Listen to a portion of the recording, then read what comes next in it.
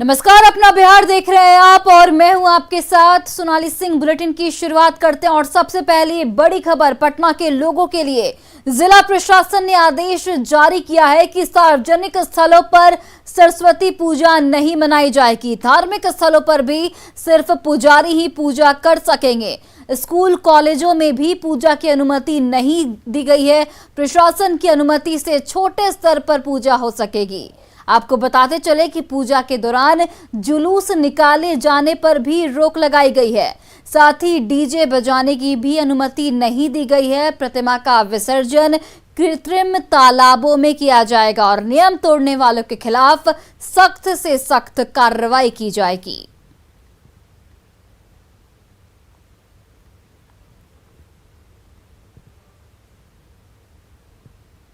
और अब बात आम बजट की, जिस पर बिहार झारखंड के साथ साथ पूरे देश की निगाहें टिकी हुई हैं। बजट से पहले आज वित्त मंत्री ने आर्थिक सर्वे पेश किया। अब कल आम बजट पेश किया जाएगा। पहले इस रिपोर्ट को देखिए और उसके बाद आसान भाषा में समझते हैं कि आर्थिक सर्वे क्या होता है।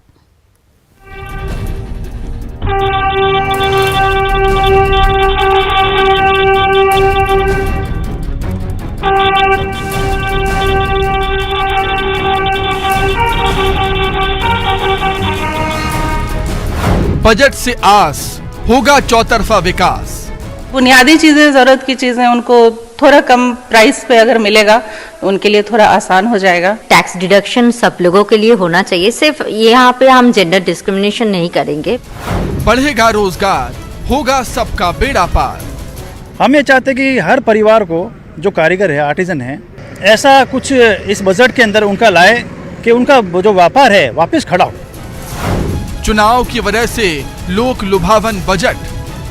आधुनिक और विकसित भारत के लिए हमें आज कड़ी मेहनत करनी है। हमें अपने परिश्रम को पराकाष्ठा तक लेकर जाना है और यह सुनिश्चित करना है कि अंततः इसके लाभकारी परिणाम निकले। इसमें हम सबकी भागीदारी है और समान भागीदारी है। करीब 52 मिनट तक संसद में चले राष्ट्रपति रामनाथ कोविंद के इस अभिभाषण के साथ ही साल 2022 के बजट सत्र की शुरुआत हो गई। इससे ठीक पहले पीएम मोदी ने भी बजट सत्र को सार्थक और उपयोगी होने की अपील की। चुनाव अपनी जगह पे हैं, वो चलते रहेंगे।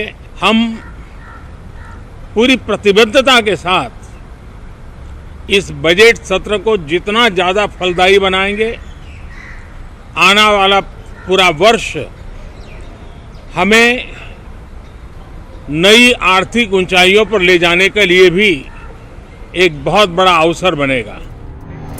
राष्ट्रपति के अभिभाषण के बाद केंद्रीय वित्त मंत्री निर्मला सीतारमण ने संसद के दोनों सदनों में देश की आर्थिक समीक्षा पेश की।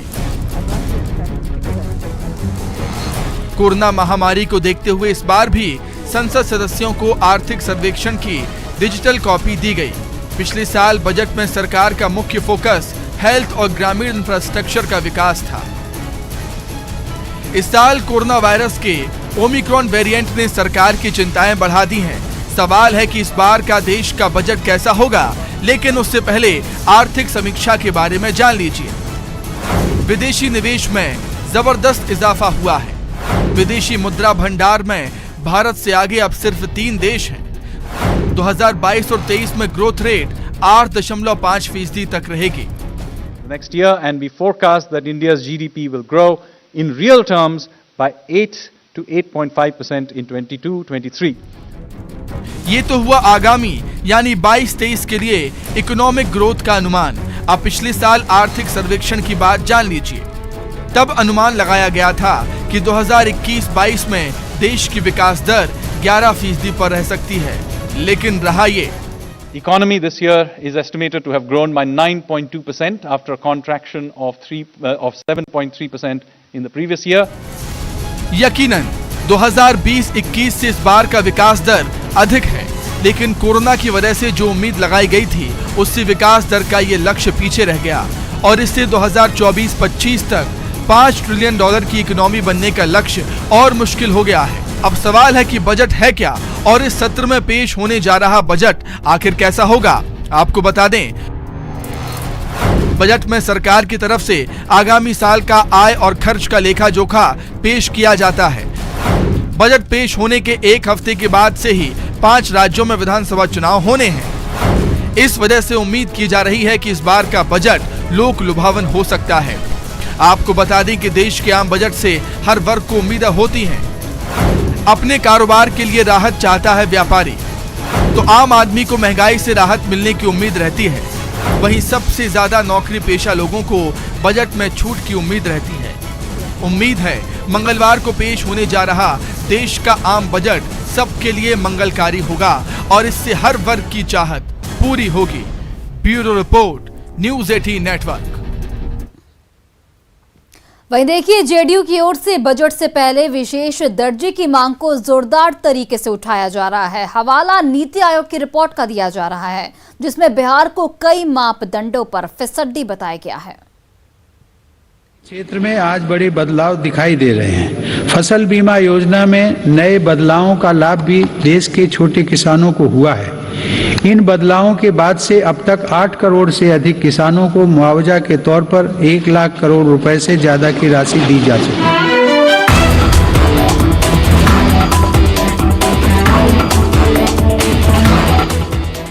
राष्ट्रपति के अभिभाषण के साथ ही बजट सत्र की शुरुआत हो चुकी है। चंद घंटे बाद आम बजट पेश होने वाला है, लिहाजा बजट से पहले बिहार का विशेष सम्मान परवान चढ़ने लगा है।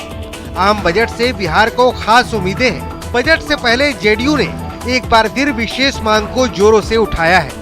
हवाला नीति आयोग की रिपोर्ट का दिया जा रहा है। और नीति आयोग के भी मैंडेट में है कि इस तरह के मामले में ऐसे प्रदेशों को विशेष सहायता देने का, स्पेशल असिस्टेंस। तो चाहे नाम जो हो, हम लोगों को तो सहायता चाहिए, और सहायता चाहिए इसलिए कि हमने अपनी पात्रता साबित की है कि हम उसके हकदार हैं। मैं तो ये कह रहा हूँ कि बिहार का 15-16 साल में जो ग्रोथ हुआ है वो सामने में है, तब भी हम नेशनल एवरेज के आसपास नहीं पहुंच पा रहे हैं। और नीति आयोग भी बार बार बोल रहा है इस चीज को। तो नीति आयोग बोल रहा है बार बार, तो इसका रास्ता कौन निकालेगा फिर? बिहार के लिए विशेष दर्जे की मांग जेडीयू की पुरानी डिमांड है। नीति आयोग की रिपोर्ट के बाद जेडीयू की ओर से लगातार विशेष आवाज बुलंद की जा रही है, लेकिन सहयोगी बीजेपी की माने तो केंद्र सरकार बिहार के विकास के लिए पूरी तरह से गंभीर है। देखिए, केंद्र ने बिहार को हमेशा सहयोग किया है। आपने देखा होगा कि बिहार में एम्स की स्थापना होने जा रही है। बिहार में दरभंगा में हवाई अड्डा चालू हुआ है, और बिहार के विकास के लिए आपने देखा होगा कि जो परिवहन मंत्रालय है, आज कई क्षेत्रों में 4 लेन सड़कें बन रही है, और ये सब बिहार के विकास में केंद्र का ये सहयोग है। दरअसल स्पेशल स्टेटस का मुद्दा जेडीयू के प्रमुख मुद्दों में एक रहा है। मुख्यमंत्री नीतीश कुमार पटना से लेकर दिल्ली तक आंदोलन कर चुके हैं, रैली कर चुके हैं और हस्ताक्षर अभियान भी चला चुके हैं, लेकिन नीति आयोग की रिपोर्ट ने कई मानदंडों पर बिहार को फिसड्डी बताया है। तब से जेडीयू ने इस मांग को एक बार फिर से जोर शोर से उठाना शुरू कर दिया है। न्यूज़ 18 के लिए दिल्ली से मितेश कुमार के साथ पटना से आनंद अमृतराज, शैलेंद्र कुमार और धर्मेंद्र की रिपोर्ट। और देखिए, बिहार इंडस्ट्रीज एसोसिएशन ने भी बिहार के लिए स्पेशल स्टेटस और स्पेशल पैकेज की मांग की है। एसोसिएशन का कहना है कि विशेष मदद देकर ही बिहार को विकसित किया जा सकता है। हम लोग बिहार में हैं। बिहार एक बहुत पिछड़ा राज्य है। हम लोग को इस बजट से बहुत उम्मीद है, क्योंकि हम लोगों ने सरकार को लिखा भी है कि अभी पर कैपिटा इनकम 45,000 है बिहार की, against the national average of 1,35,000। तो इसको ये कैसे पूरा होगा? तो जब तक यहाँ पर स्पेशल पैकेज या स्पेशल स्टेटस, दोनों चीज़ चाहिए, एक से काम नहीं चलेगा, दोनों चीज़ चाहिए। और हम लोगों ने डिमांड किया है कि 1 लाख करोड़ प्रत्येक साल एक्स्ट्रा दिया जाए बिहार सरकार को 5 साल के लिए, ताकि इस गैप को हम लोग पूरा हो सके।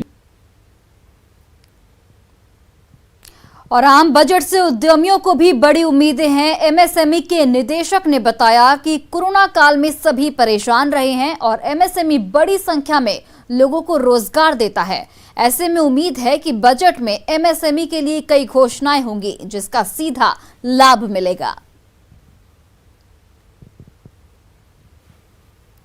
एमएसएमई लगभग 9 करोड़ है और 11 करोड़ एम्प्लॉयमेंट एमएसएमई के थ्रू होता है। जीडीपी का लगभग हम लोग 25% कंट्रीब्यूशन एमएसएमई करती है। तो इतने बड़ी हिस्सेदारी जब हमारी एमएसएमई की जीडीपी में है, एम्प्लॉयमेंट में इतनी बड़ी हिस्सेदारी है और हमारा जब पूरे इन्वेस्टमेंट का इतना ज़्यादा एमएसएमई से आता है, तो एमएसएमई को बहुत सारी ऐसी गतिविधियों में छूट मिलनी चाहिए। प्रधानमंत्री नरेंद्र मोदी सरकार के ड्रीम प्रोजेक्ट की जब भी बात की जाती है तो स्टार्टअप इंडिया का जिक्र जरूर किया जाता है। इस योजना के जरिए सरकार नए कारोबारियों को एक प्लेटफॉर्म देने में मदद करती है। इसी योजना का लाभ उठाकर बिहार में भी कई युवाओं ने बड़ा मुकाम तय किया है। बिहार के युवाओं को भी बजट से बड़ी उम्मीदें हैं। इस रिपोर्ट को देखिए। हमारा स्टार्टअप इकोसिस्टम हमारे युवाओं के नेतृत्व में तेजी से आकार ले रही अनंत नई संभावनाओं का उदाहरण है। वर्ष 2016 से हमारे देश में 56 अलग अलग सेक्टर्स में 60,000 नए स्टार्टअप्स बने हैं। इन स्टार्टअप्स के जरिए 6 लाख से अधिक रोजगारों का सृजन हुआ है।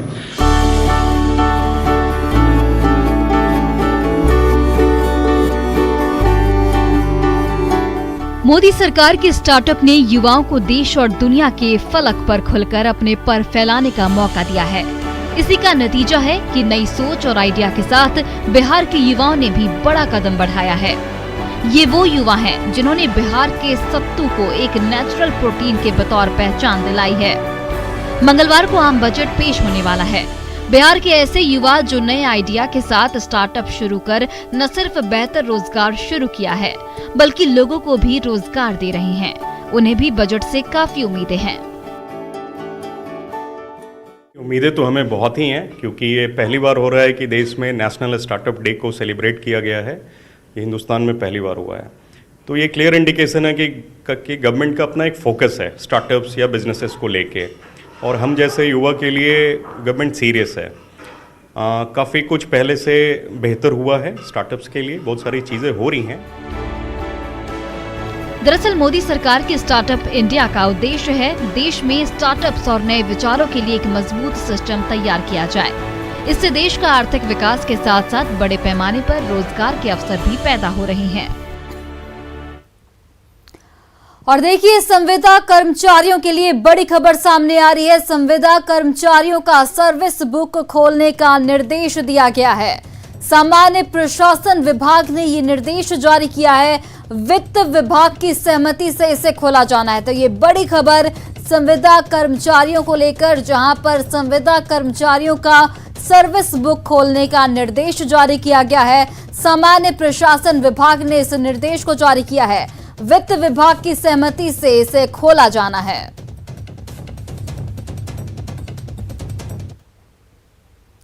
कोविड काल में बिहार बोर्ड के इंटरमीडिएट की वार्षिक परीक्षा कल यानी 1 फरवरी से शुरू हो रही है। 14 फरवरी तक चलने वाले इस परीक्षा को लेकर सभी तैयारियां पूरी कर ली गई हैं।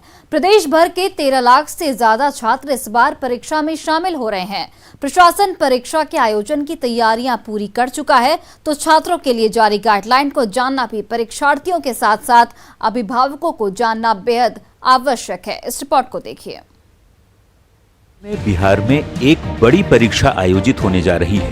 बिहार राज्य परीक्षा समिति यानी बीएसईबी 1 फरवरी मंगलवार से इंटरमीडिएट की परीक्षा आयोजित करने जा रहा है, जो 14 फरवरी तक चलेगा।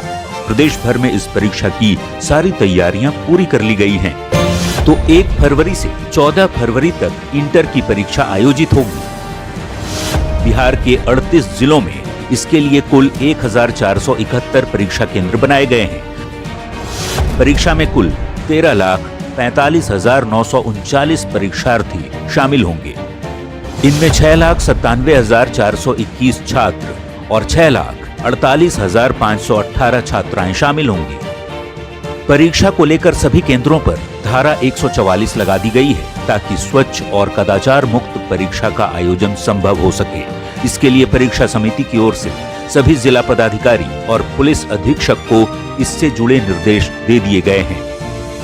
इंटर परीक्षा में जो प्रशासनिक सख्ती बरती गई है, उसके तहत सभी परीक्षा केंद्रों पर धारा 144 लगा दी गई है। परीक्षा सेंटर पर सीसीटीवी कैमरे भी लगाए गए हैं। 500 परीक्षार्थी पर एक वीडियोग्राफर की व्यवस्था की गई है। हर 25 परीक्षार्थी पर एक वीक्षक की प्रतिनियुक्ति की गई है, जबकि परीक्षा कक्ष में किसी को भी मोबाइल फोन लाने की अनुमति नहीं है। छात्रों को किसी भी तरह की परेशानी ना हो, इसके लिए बिहार विद्यालय परीक्षा समिति ने कंट्रोल रूम बनाया है, जो 14 फरवरी तक लगातार काम करेगा। यहाँ छात्रों को होने वाली किसी भी परेशानियों का समाधान किया जा सकेगा। बीएसईबी के कंट्रोल रूम का नंबर है 0612223227 और 22300551। इन नंबरों पर आप संपर्क कर सकते हैं। क्योंकि परीक्षा सुबह 9:30 बजे शुरू होगी, इसलिए समय का ख्याल रखते हुए छात्रों को नियत समय पर सेंटर पहुंचना है, ताकि परीक्षा में कोई व्यवधान ना हो। लेकिन बिहार राज्य परीक्षा समिति की तैयारियों से ज्यादा हमें छात्रों को कुछ जरूरी बातें भी बतानी हैं, जो उनके लिए परीक्षा केंद्र तक पहुंचने से पहले बेहद अहम है। एडमिट कार्ड में यदि गड़बड़ी हो तो परीक्षा केंद्र पर पहचान पत्र लेकर जाएं। Aadhaar card, PAN card, voter card, passport, driving licence के साथ सेंटर पर जाएं। पहचान पत्र की फोटोकॉपी गेजेटेड ऑफिसर से सत्यापित कराकर परीक्षा केंद्र पर जमा करें। परीक्षा केंद्र पर mobile phone, Bluetooth, earphone, calculator, smart watch लाना वर्जित है। दिव्यांग परीक्षार्थी के लिए राइटर को अनुमति दी गई है। 20 मिनट प्रति घंटे का अतिरिक्त समय मिलेगा। छात्र जूता मोजा पहनकर परीक्षा दे सकेंगे। समिति ने इस बार इसकी अनुमति दी है। न्यूज़ 18 के लिए पटना से संजय कुमार की रिपोर्ट। और देखिए, लखीसराय में एक ठेकेदार के घर से 35 लाख की लूट हुई। इनकम टैक्स अधिकारी बनकर पहुंचे लुटेरे 25 लाख कैश और 10 लाख के गहने ले गए। लुटेरों की तस्वीरें सीसीटीवी कैमरे में कैद हो चुकी हैं, जिसके आधार पर पुलिस उनकी पहचान की कोशिश कर रही है।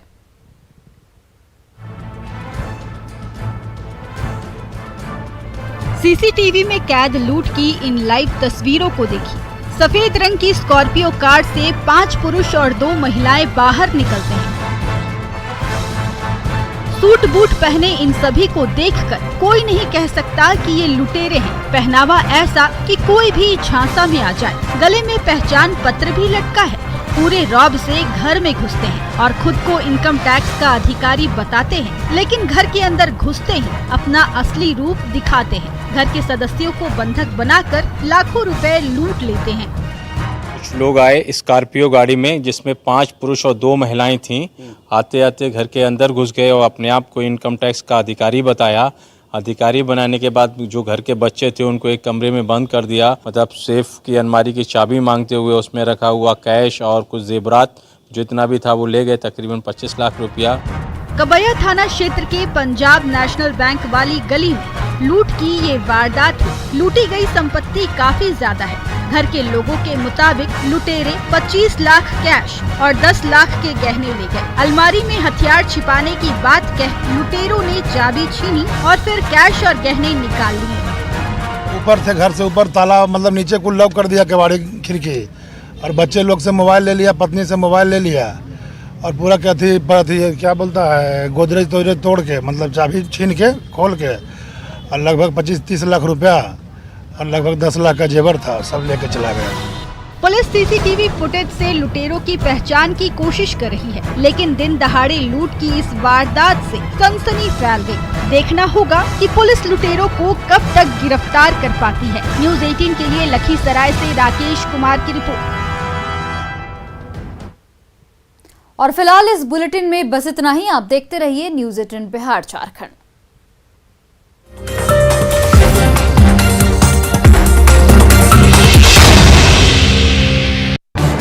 इस न्यूज़